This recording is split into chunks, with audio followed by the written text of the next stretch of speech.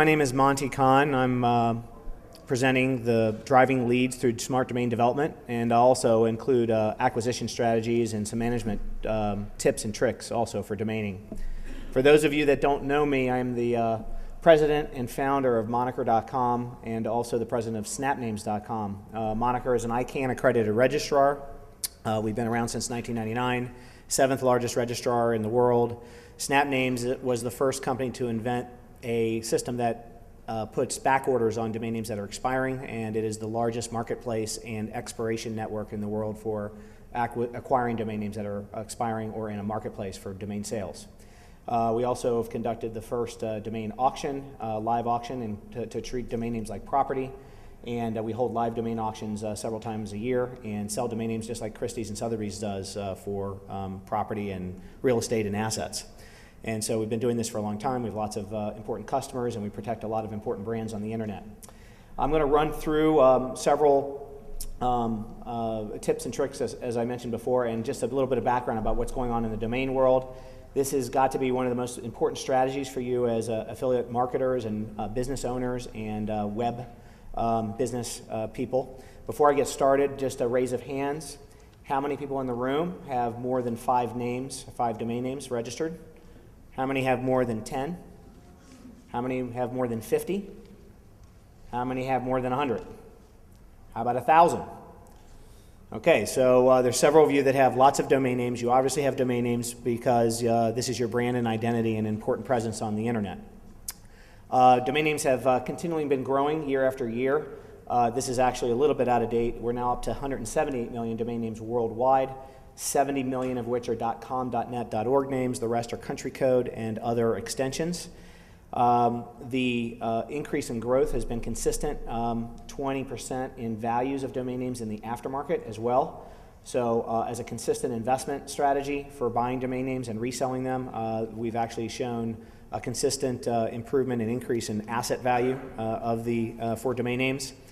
And even in flat markets like today, domain names remain sometimes the last remaining asset that a company has. Back in 2000, when I first got started kind of in the business as a formal corporation, I started registering domain names back in 1995, but when we got into business in 1999, right before the boom and the bust, if everybody remembers the eToys and Pets.com and all the big online branding strategies by Idealab was one of the bigger companies back then that put eToys and Pets.com and eLease back up on the internet. When they went out of business or basically went bankrupt, the last remaining asset that they had were the domain names, the domain names that they made so famous through the millions of dollars that they spent marketing those properties. And so even in down markets, we sell domain names for good values and good profits for the actual owner. And that's particularly one of the reasons. Some of the other reasons is that domain names drive direct navigation traffic. People type in domain names every single day trying to get where they want to go. As a matter of fact, according to Website Story, domains are typed in 70% of the time to get to your ultimate destination, and that's more than search. You actually do more searches, and there's far more searches to get to places, but you actually end up at the ultimate destination that you want to go by typing in the domain name. That includes going to Google.com, eBay, the no-brainer sites. But many people, even sophisticated domainers and internet users, type in autos.com because they think they're going to find autos to buy and sell. It's just a common behavioral statistic worldwide. One of the other important factors that isn't mentioned here on the slide is that the world economy has given great growth opportunities for the internet in general. Third world countries still in civil war, are putting high-speed broadband access on street corners so that when they get their stuff together, that they'll be attracting corporate visitors and corporations to come in and invest in their communities and employ people in their areas. So they're providing free internet on street corners in Kenya, in China, and other places. And this is attracting a huge amount of growth of internet usage that helps all of you and all of us as affiliate marketers and domain owners and website business operators, because that means more traffic is going to be driven on the internet. For those those of you that don't know, the direct navigation encompasses about 15% of all the dollars that Google and Yahoo make today through direct navigation. That's people typing in domain names, ending up on a parking page that has linguistically driven ads to those particular websites, and then of course the publisher gets paid and the advertiser gets an acquisition from a customer. Domain names are parts of equal pathways and destination. They create a first impression. While I have everybody raising their hands, how many of you have business cards with anything other than your business name as part of your email? Is anybody using AOL addresses, Yahoo addresses, Gmail addresses as part of your business? One of the biggest tips, right. So, if you haven't done that, if you're not doing that, make sure that your corporate name is in your email address, because that's what you communicate with every day. It's a big, huge hint and tip. So if you do not communicate by using your brand name on your business cards and how you communicate, you lose a great deal of branding opportunity for doing that. Some of the names that you see on storefronts are the same ways that people register domain names on the internet. That's the first impression that they see, where they see, and become familiar with your brand and your identity. And that's how you get people to come into your store sometimes. Sometimes they know what the word means, and sometimes they don't. So it's important also in acquisition strategies that you get domain names that attract people because it says what they mean. The days of turning Amazon from jungle to bookstore and Google into a new word in the dictionary aren't as prevalent today because the dollars in marketing aren't there today as they were. Sometimes you got to use common sense names that have descriptive words, two-word domain names that help you get customers, like buy tickets, best rates, ratequotes.com, those types of things. Domains can help drive traffic and leads because they help define and reposition your brand and promise. They counterbalance search engines and search engine strategy through direct navigation. If you look up a lot of the domains and the keywords of domain names that you're looking for, or if you look at a lot of keywords inside Google or Yahoo search engines, you'll find that many times the number one position of a domain name, or the number one position in the search engine, is a domain name that has the very same name of the keyword that you typed in. So having that particular domain name with a .com or .net at the end of it gives you extra SEO benefit and helps you get up at the top of the search engines. And it also offers an easy way to start a social media environment and marketing engagements and other techniques. Category killers are those that kind of cover a whole entire category of your business. So if you are in the financing business, you want to own domain names that really are related to that particular business, and you want to cover them in various extensions and various spellings, and in other country codes if it's important that you cover yourself in other countries, if you're going to do business outside the United States. Everybody's familiar with what .com means and .net, hopefully. .com was invented for commerce, international commerce. .net was originally invented for network of companies or networks of people, and .org was invented for organizations and nonprofit. As the internet evolved over time, there's not any restrictions on .com, .net, and .org, and they all can be used for generating profit and bringing visitors and customers to your websites. Obviously, we live in a .com world, so it's important that you try to get the .com as your key brand if it's something that's important to you for international exposure or at least countrywide exposure if it's more of a generic business. If you're a dentist in Miami and your traffic is limited to your own customer base in a geographical area, you may want to go with a .us or something that's more not, something that isn't taken but is available, something in a .info, a .biz, another extension that's an alternative. Because you're not having to attract people from all over the world and the country to get business. You're dealing with people in your community, and they're going to recognize you by your business card and having that identity there for you to type in. So here's a couple really important case studies and what other really famous brands, which you think that you know what they do, have done in terms of getting direct navigation domain names to their business. So Fisher-Price has gotten and acquired Toddler Toys. Philadelphia, of course, you know Philadelphia is a cream cheese cream cheese manufacturer, so they bought creamcheese.com. Calvin Klein makes many products and commercial goods, but they wanted to be known for their underwear products. I also believe they have variations of their sunglass line. Microsoft, as you can see, acquired various variations of their name, and especially the ones that are mistyped quite frequently. One of the biggest hints and tricks that I can give you today is something that's really common and easy to do, but something that really will help you protect your brand, and that is when you get back to the office after the convention, get back into your office, have all your employees or your family and your friends, if you're self-employed, type in your key brand and all your key products and services into your computer about 50 times, and then record all the mistypes that you've made. You will make mistypes. Go out and see if those names are available, and go register them right away and spend the $10 per domain name per year and register those brands and those identities. The ones that are taken, go and do a who is search and find out who owns them, and I bet you'll be surprised that many of your competitors probably own the misspellings of your domain names, and you probably want to try to get those back.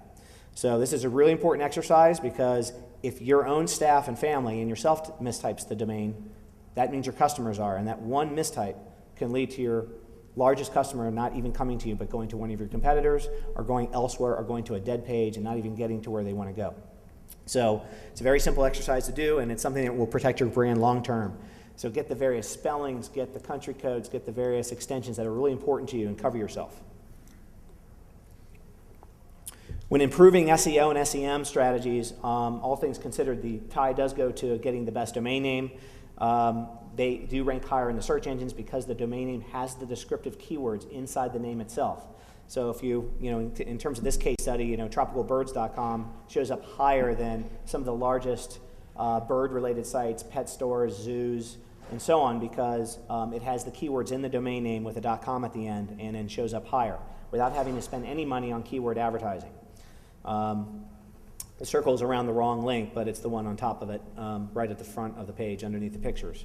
But it gives you an idea of what people have to pay for then once you have that particular domain name registered. There's a lot of defensive registrations having to go on, and a lot of additional money being spent in buying those keywords to get placed higher, or actually having to buy AdSense words in order to get any kind of placement on the page. Most people don't type in and hit the ad, so they go to the natural highest ranking ranked site or link on the page. So they'll type in and hit tropicalbirds.com when they head to the site. You also want to look at domain names that have a great ability to drive inbound link juice. And link juice are, what most people still use your website address and provide links. These are types of names that have previous history before. Here's an example of Penzies, which is a Spice House site, and picking the best domain name can help you really be positioned properly on the web and have a better placement and attract more customers by having the better domain name that's more descriptive. But you got to do a lot of testing. Consider going kind of retro. Keyword domain names available in the aftermarket. You want to look at the age and the page rank and link strength of certain domain names. So if you have a choice of registering a domain name that's available that might be 4 or 5 words long, or something that's not exactly what you want, you may want to consider looking at a domain name that's available in the aftermarket. There's several aftermarket sites. I mentioned to you that we run the largest one called snapnames.com, but there's sites like Sea-Doo, and Moniker ran an aftermarket site too. Afternic is another site. You might find the good keyword, the best match keyword domain name that meets your business, and you spend a little bit more money, and sometimes a lot bit more money, but in the long run it's the best investment for you, because those names have age. They've been registered years ago, so they already come with some Google strength and Google hype to them. If anybody's familiar with is anybody here familiar with the Google Sandbox? Anybody heard about it before? The Sandbox is the 100 things that Google kind of ranks a domain name and ranks a website with, and many of those are secret, but some of them are length and age of a domain registration, if IPs are linked across multiple domain names, if they're the same IP address, or if they're across the same DNS servers, so that you're not faking linking strategies. Also, if you've changed who is information a lot, and you're changing ownership information a lot, those things affect your Google page rank. So you want to look at getting names that are older older in terms of time of registration. The older the domain name, the better chance you have as it being ranked better in Google, and you get to carry that creation date with you when you buy a name that's already been registered before. And chances are it has some page rank and also some link popularity from the past. And you can go look some of that stuff up in archive.org and find out if that has ever been a website before, and find out what kind of content we're on there. When it's properly redirected to your website, it gives you all kinds of extra boost and advantages. You always want to do what's called a 301 redirect to your other website, never another way. So 301 is the search engine friendly way to redirect your domain name, so that the domain name is not masking your particular website, but actually redirecting properly, and you get the best search engine ranking. Be sure you do your research.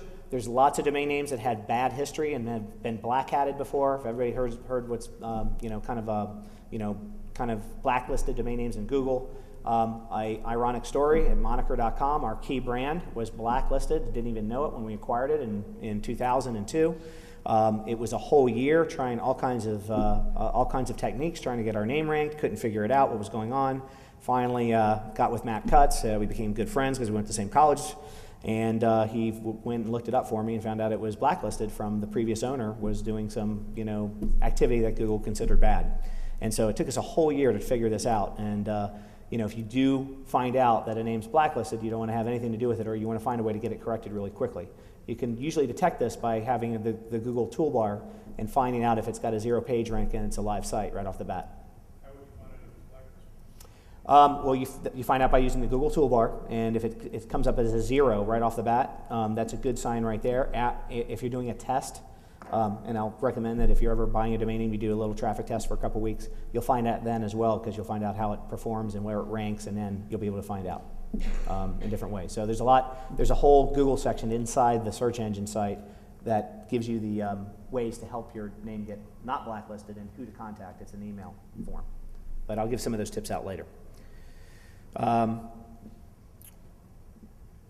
So anyway, we talked about the changing of the who is information a lot. Marketing experts we work with recommend testing the domain name. This is what we talked about. Depending on your product or target audience, you've got to test a couple domain names to find out what ranks the best, and you'll be surprised that some names that have the most logical approach sometimes rank higher, and some names that don't, and some names that do. So if you're a cosmetic doctor, for example, in this particular case study, lookyounger.com compared to Becker MD. This was an actual customer of ours, and he registered both names, and automatically right out of the bat, he was able to get a higher ranking by having his Becker MD domain name instead of the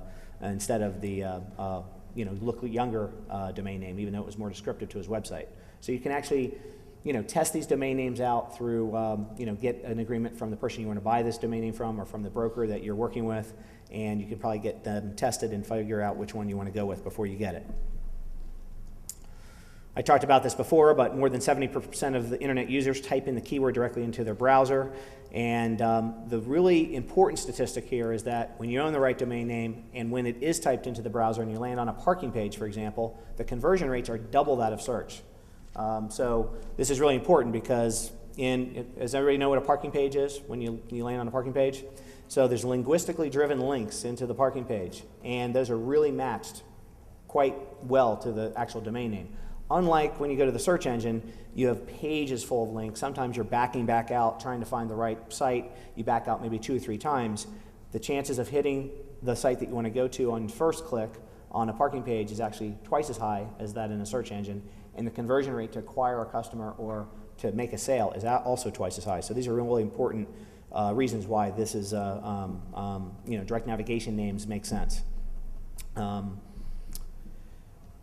Visitor is engaged and clearly has an expressed interest in the subject. That's why they type that name, that particular name in. It makes sense because the keywords are into the domain name, and direct navigation names also provide, renewing source of revenue and interest because they're continuously typed in, so you automatically have a head start when you have traffic coming to a domain name automatically instead of trying to invent traffic from scratch. So if you already know a domain name has traffic, it's that less effort that you have to go through to get those people to visit your website. You already acquire that traffic with the domain name. Here's some, some examples of some direct navigation names that were acquired for a decent amount of money from each one of these, retail sites. Books.com, of course, goes to Barnes & Noble. Amazon had to redefine the word Amazon to go to the book, to create a bookstore online. But, Barnes & Noble is a really competent competitor to Amazon.com, and they did it because they got the right domain name. So they didn't have to spend a tenth of the advertising and redefine any kind of word because they got that particular domain name. Gift.com, JCPenney, tennis shoes, K-Swiss. Baby.com, this is an interesting one as well. This was sold for over $1 million. Johnson & Johnson, who's the largest producer of baby products, mostly formulas and diapers and things like that. They are now responsible for the content of Baby.com. They're the resource center for Baby.com, and it's a similar, very subtle way of them advertising their products and services by owning a key brand and tying it into their particular website. So you're saying in these cases, these domains don't necessarily redirect to the primary domain, they're managed separately. Exactly. These are actual subsites that they've created that have less effort to keep a whole intricate site up with all the products and services that are really focused on what they're known for. So, like Books.com, it's Books.com is its own site. Baby.com is its own site. Tennis Shoes is its own site, and it brings in content stuff from the owner, from the parent, and then it actually links back to the main site, and they drive all kinds of link popularity and all kinds of other strategic web initiatives because of that. And of course, no fleas. Bayer started making flea and pet flea deterrent medicines or pharmaceuticals back, I guess, about 10 years ago, but no one knows Bayer makes it. So when they got this domain name, now everybody starts to know that Bayer is in the flea prevention business by medication. One question about that again, sorry. I'm sure you can have Q&A later. Yes, I will. If you go to books.com, would you see Barnes & Noble buy Barnes & Noble, or is it a completely separate, unrelated company? Sometimes they're unrelated. I don't know what it looks like today, to be honest with you, because I haven't visited, but they change them up quite a bit. Back in 1999, this brings up a good point. Back in 1999, we sold autos.com for $2 million to Cars Direct. Now, they initially wanted to rebrand their site to autos.com and get rid of Cars Direct. Now they use it very strategically. They use it as a competitive site to Cars Direct, and they have two sets of marketing teams, and they test online marketing strategies to see who gets more leads, generated more sales, and then they start over every single month. They do a new competition, and they take all the things that won the competition the first month, and they both use them for the second month, and then they do it again and start over from scratch. Cars Direct is the number 2 auto site on the web, and Autos is number 4 or 5. So they get 2 in the top 10 by owning 2 key brands. One that makes sense because people type in autos every single day, like 17,000 times a day. People type in autos.com. That's why they bought it. And Cars Direct, is far less traffic, but they get some better conversion because people know what Cars Direct does. Oberon Games is now iPlay. WBZL, I'm from South Florida, so now this was a radio and television network. Now they're called SouthFlorida.com, so they've rebranded themselves by the use of the proper domain name. Skateboards.com, this is a great study as well. We sold this in auction about a year and a half ago. This site generates all its revenue from a social networking aspect and has no online advertising, doesn't buy any keywords in the search engines, and it's simply because it's a keyword domain name, a niche market for people that are really interested in skateboards. It gets typed in 2,000 or 3,000 times a day, and it's created a whole social networking site that people are exchanging ideas, and of course they sell retail skateboards, on the site, and that's how they generate all their money. It's a very successful story for a direct navigation domain name that was bought for, I think it was $150,000 a year and a half ago. Portal site positions your brand as a subject matter expert, just like Baby.com I explained before. Baby.com is the resource center for anybody that's looking for information on babies. So it's not just about, they hardly advertise and brand Johnson & Johnson. They have new things about baby health, baby well-being, baby tips and tricks, and keeping babies safe, and clothes, and all kinds of stuff. And so it's an information content site that does really well. And of course that word of mouth spreads all over the place, and that's how they create a brand and help their main brand, which is Johnson & Johnson, have a reputable reputation on the web. If anybody's ever heard of happyjetting.com, if you fly JetBlue, this is another strategy, taking kind of a fun twist to a domain name. It's a separate site. It's less effort and work to try to generate business from, but they have games and all kinds of viral marketing techniques on this particular site. They link back to JetBlue. You can make reservations. But it's kind of like a lighthearted site that has, you can download Jet wallpaper and JetBlue stuff, right online. From doing that, it's a really good, successful strategy as well. This can all be applied to affiliate sites and marketing as well, and that's why it's really important to look at these strategies. Here's a case study for stock.com. Here's a site that has, or a domain name that gets about 10,000 direct navigation visitors per month. So it's not. It's not a ton of traffic, but obviously it's very targeted for the financial industry. The keywords cost, $3.98 per click. There's a savings in CPC and an annual savings from that monthly savings in CPC by buying this domain name. There's a conversion rate of 2% on the website. They generate leads. It's a lead gen site for stock financial agencies. Even today in a bad economy, it's performing the same. And there's a profit, picture here of between $240,000 and $600,000 a year by owning the word, owning the domain name, and creating a defensive registration and a defensive keyword buying for all the other financial industries and companies that are on the web. And this domain name was for sale, or is for sale, for like $3.5 million, so the ROI is actually a little bit better than that. Here's the rest of the case study. So, and the amazing thing is how much money is spent in the financial services industry online and display ads, and it's $1.1 billion. And so you own this domain name, you save yourself in CPC costs by not having to buy the keywords, and then everybody else has to spend twice as much because you own that particular keyword, and it's a no-brain win for this particular owner of this website.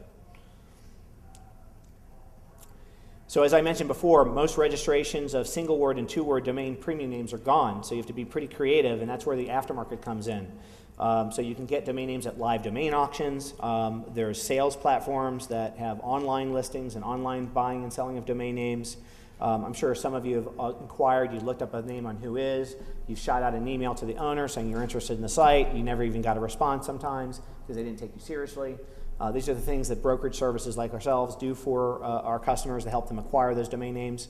One of the examples is, for large companies such as Major League Baseball and NHL and Lionsgate Films, we go out and contact website owners and try to get names for them so the owner doesn't know who's on the other end of the buying so that they don't artificially inflate their prices. And so this can all be done for you too. If you see a keyword domain name that you want to go after, and they figure out who you are by looking up in Google, looking up your name, trying to link your company email address to what you do, they can really find out that you're in need of this domain name more than just a normal inquiry, and you might be paying thousands of dollars more of what you can get the domain name for. This is a service that we provide to do, and a lot of other services too. There's a lot of names that are available in the expiring and deleted market. As I mentioned before, you might see a domain name and it's expiring in 30 or 60 days. You can actually put reservations on these names, and if it becomes available, you might be one of the first ones to be able to snap that name for yourself. And you can save hundreds or even thousands of dollars by doing that. This is a strategy that lots of people use. Lots of companies that actually lost their domain names by accident use this strategy because maybe they changed an admin contact, or that person that registered the domain name for the company is no longer employed with them, and all of a sudden the renewal notices went to that email address, the name's gone, this probably happened to some of you in the room, and then you have to get the name back because it's core, it's your business. And so these are ways to get some of those domain names back. That's all the slides for the presentation, so I'll take questions and talk about anything you want to talk about regarding the domain name strategies and how you use the products and services that I mentioned before, and anything I can help you out with. So there's a live mic right there, up there, so if anybody wants to ask any questions. Can you hear me? Yep. Okay. Yeah, like you said earlier, a lot of the 1 and 2 word domain names are gone, and you're looking to the aftermarket if you want to pick up names like that now. One of the things that one of my clients is, or what I'm helping one of my clients with, is determining whether to market a new product. Let me give you a little bit of background. They sell and buy insurance agencies, the actual businesses, so it's like a brokerage. And what they want to do is publish an ebook about how to do that yourself if you don't want to hire them for their services. So it kind of contradicts what they're trying to sell on their main website, in that you're trying to help people do it for themselves. So we're thinking about marketing it via another domain, unrelated. That's why I was asking questions about books and Barnes & Noble. And so I wanted to ask you what you think, if we can't get that direct type domain, like how to buy an insurance agency or something like that, what do you think would be the remaining benefits of marketing a product like that separate from the main product, or the main service in our case? Well, that's the strategy that I mentioned about autos and Cars Direct, kind of, where it's where it's kind of contradictory. It's kind of competing with its own business model, but in a sense, they acquire customers and loyalty that way. So that ebook strategy, obviously, are they going to be selling the ebook? Or is it a free? It would be for sale, yeah. Okay, so it would be for sale. So they're generating revenue from that way anyway. It's do it yourself. So there's always going to be a segment of the audience, or of the community, or of the business target, that are do it yourself people, and there's always some that says, hey, I need to pay somebody to do that for me. And so that's where they get the benefit of both of those sides, where they lost that benefit before. So I think it's a great strategy, and then having a domain name that's unrelated to their key website would be a good strategy, and then having it on a different IP network with different DNS, and then linking them back and forth, and then having various links and advertising to feed the leads back and forth to the various sites. Maybe it's a one-way feed from the ebook to the main site so that you're not losing main site people going to the ebook. But people are going to be bailing out of the site anyway when they find out the price or if they find out it doesn't meet their needs. So I think it's a really good strategy, and you need to find a domain name that has something to do with the ebook side of that, or another unrelated site to the main site that has the insurance agency, tip to it in the name. So hopefully that answered your question. Thanks.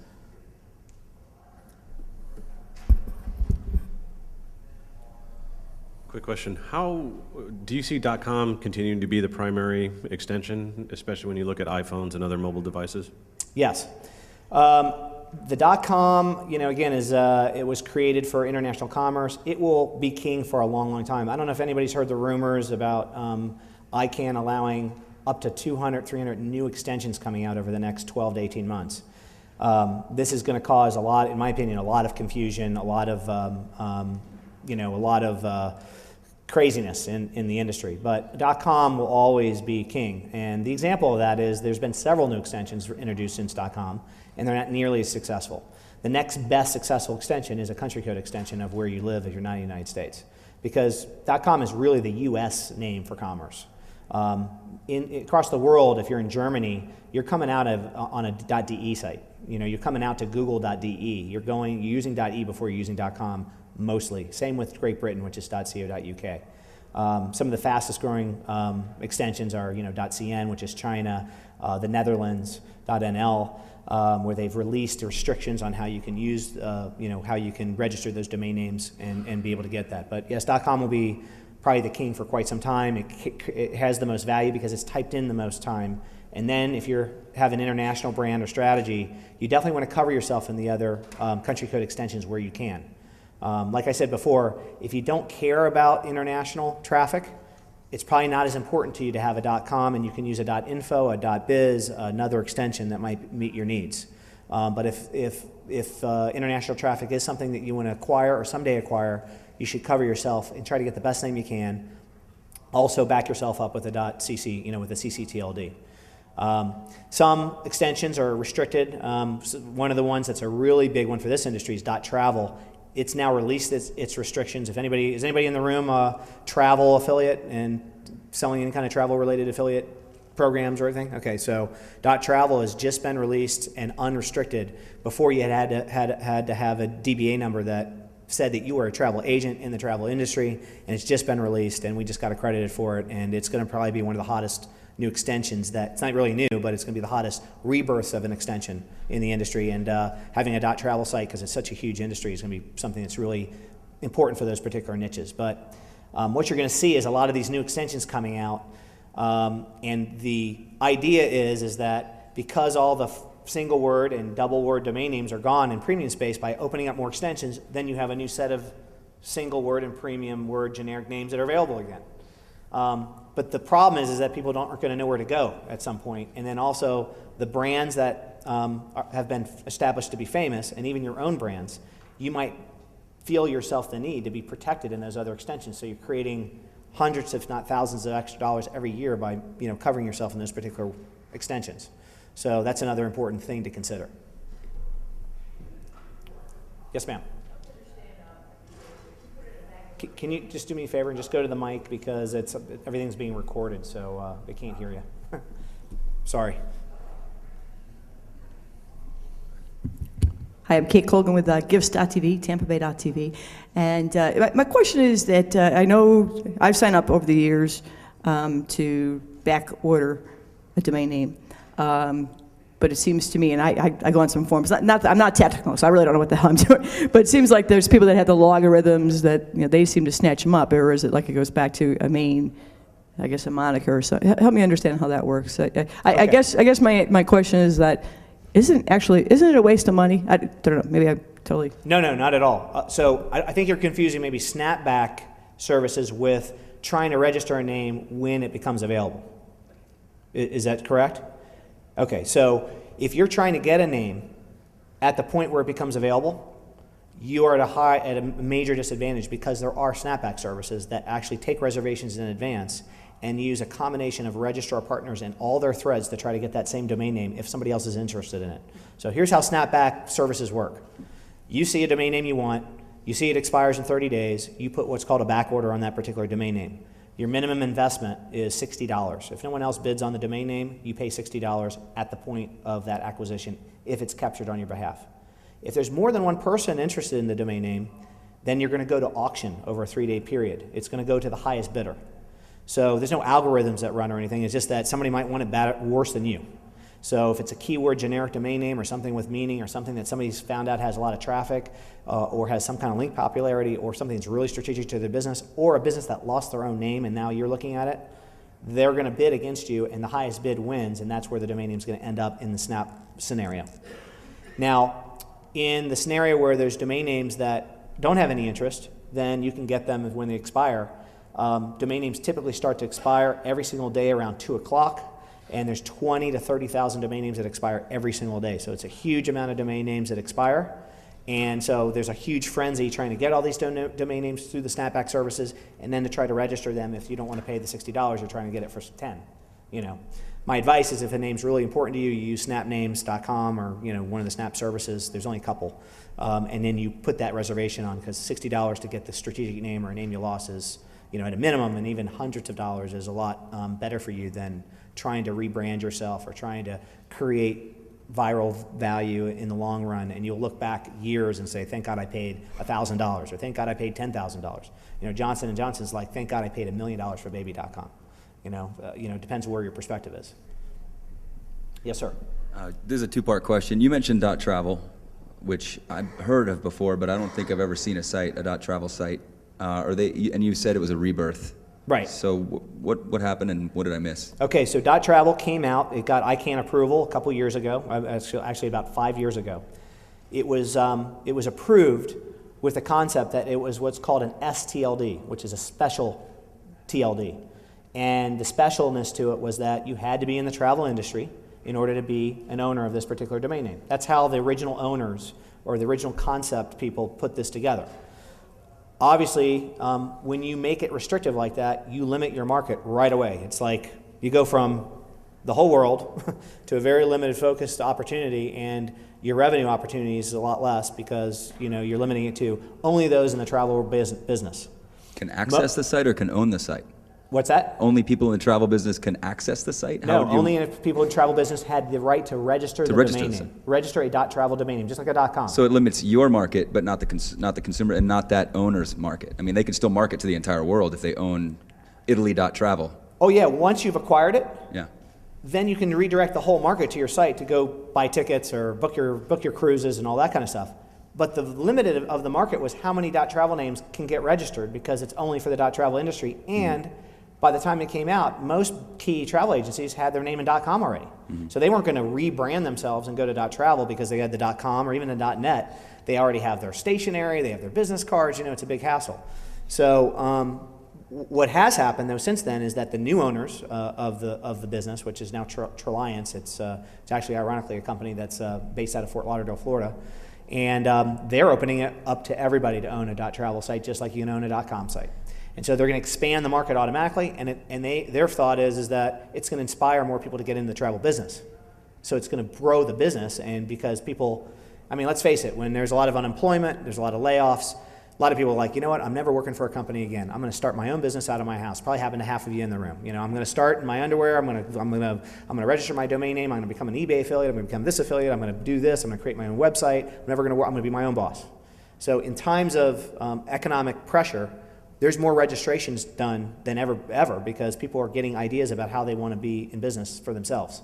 And those are some of the thoughts behind the new rebirth of the .travel. Okay, that was the first part of my question. I hope I'm not dominating the mic here. It doesn't look like anybody's waiting. That's okay. But the next part of the question was, what about the future of TLDs? It seems like STLD would be the future. If that works out, if .travel works, then what's to keep somebody from doing .law or Well, that's what I was saying whatever. before. ICANN has approved the concept. It's still at the initial stages that somebody can come out with .law, .sex, .store, whatever. So this is a two-edged sword because what it does is it creates new extensions, which is good. If you're a lawyer, you might want .law, you know, or let's say it's something like that has meaning at the end of it. Here's an example. One of the country codes is .me. Have anybody heard about .me? It's Montenegro, which is formerly part of the Yugoslavia country. So what they did was they did something really creative. They didn't just make it a country code, they made it about me. So anything that makes sense before the word me is a cool thing. So date me, marry me, kiss me, love me, .tv was the explicit same me, way, right? you know. Yeah, .tv is another one. .tv started off with, you know, it's Tuvalu. It's a country in the middle of the Pacific. It's the size of this room probably, you know. But they tried to make it so that it meant television. But it doesn't mean television. It's just TV. It's the country code. So they've spent years rebranding it. And it's been bought a couple times trying to rebrand that to try to compete with .com and now make it like a video-friendly extension, which it works the same way as any other extension does. For .me, you know, things that have words that make sense in front of me make sense. Same with all these other extensions. If you're a lawyer, law makes sense. If you're not a lawyer, it doesn't make sense. So it has, you know, kind of diminishing returns after you get past the initial chunk of names that make sense to you. But yes, there are going to be several new extensions coming out shortly that are niched, that you can now brand yourself worldwide on. What if I wanted to create a new extension? Then you have to become a registry. You have to put in an application. There's all kinds of red tape and paperwork and infrastructure things you have to put aside. It's a major undertaking. Sure. Most of the new extensions that are coming out are using the current registries because they provide a service for that. Like Affilius is the ones who operate .info, but .me chose them to do the .me relaunch.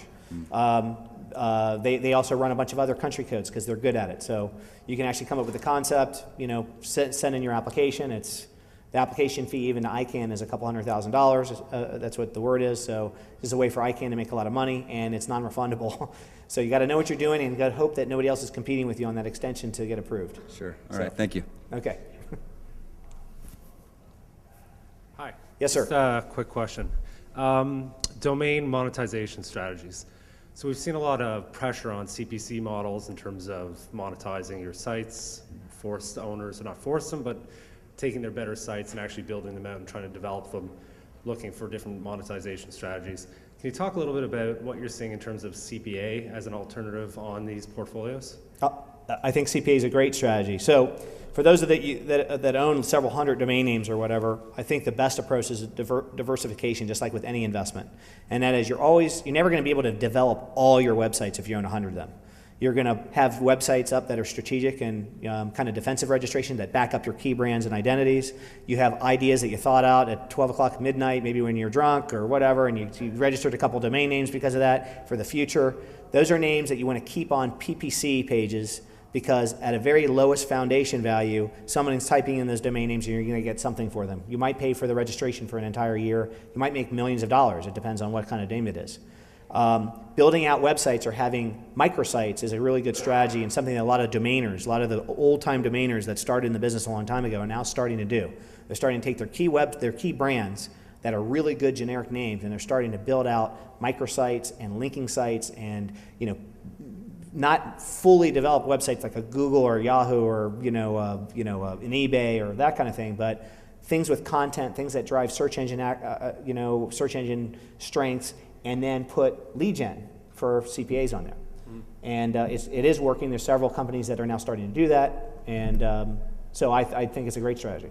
And when you're seeing that happening today, it's quite mature on the PPC side, where you can park your name, and a lot of the services or registrars will facilitate you getting PPC ads on your park pages, and obviously everyone's taking a little piece of the pie along the way. Is anyone really active in terms of providing a CPA network model to park domains right now in terms of not yet. There's been a couple attempts at it because you don't want to have it for park domain names. You kind of you got to have like a microsite. So there's a lot of little microsite companies that are starting to do it. There's a company called Evo Landing you might have heard of. They're doing this now and somewhat successful at it, trying to get it done. Another company called Sendori is bypassing Google and going directly to the advertiser. So they're sending, domain-related traffic in categories. So let's say you have 10 names, they're all in the autos industry, you're getting all this traffic, you had it parked before, but now GM is willing to buy that traffic directly from you Sendori brokers that relationship for you, so you're bypassing the whole Google ad and pay-per-click thing, and that's another type of approach. It's not pure CPA yet, but yes, you guys are, in the affiliate world, are doing the best CPA jobs. Taking domain names, building out strategies. Steve in the back from Vertiv, he does a great job of that stuff. He's somebody you should talk to because they've done a really good job with some strategic names too that they bought. And you can make really good CPA models with the right strategy, right keyword buys, even if the name has a dash in it, which a lot of people have done, before. Great, thanks.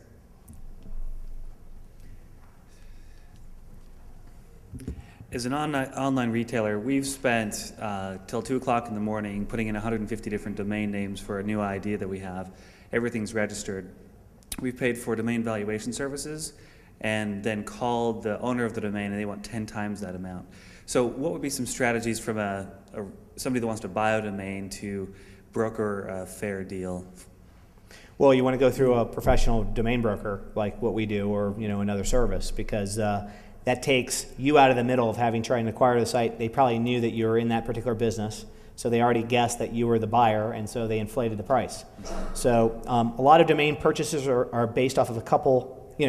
Some owners are unrealistic and they just put a price tag on their names. Other ones use characteristics and metrics on a domain name, natural type in traffic, and if it generates any revenue on PPC, is usually a good gauge to buying a domain name. So if you can get traffic stats from a particular owner and find out how many unique visitors it gets, and if it is parked, they get paid for it. And usually it's between 3 and 10 times that annual revenue is what you can buy that domain name for. 10 times being more premium in nature, 3 times being something maybe more risky, maybe an adult, maybe in gambling, something like that, or something that is maybe not as stable. So there's a kind of a variance there, but that's kind of like a litmus test area that you can use as a gauge. When you bought the appraisals, did you show the person the appraisals and they just blew it off? They just didn't value it? Where did you get your appraisals from? I forget the name. It was just, I typed in domain appraisal as one of the number. I think CEDO was one of the. Okay, so CEDO is pretty recognizable for that. We provide appraisal services too that are recognized by the IRS, and it's based off of those kind of metrics. So, in domains, just like with property, if you really want a house, you'll pay more for the house than the guy that you're bidding against. In domain names, it's even more so because the market is only 10 years old. So although there's a lot of comparables now, we have over 1 million comparable sales now in a database of domain names that have transacted hands since the very beginning of time that we've recorded. We're still in the infancy of this market and the value of online property and real estate.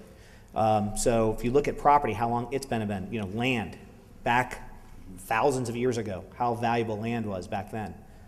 Domains are just starting that whole process, Online property is just starting their process. So the early purchases, they have some kind of gauges to them on what you buy those things for.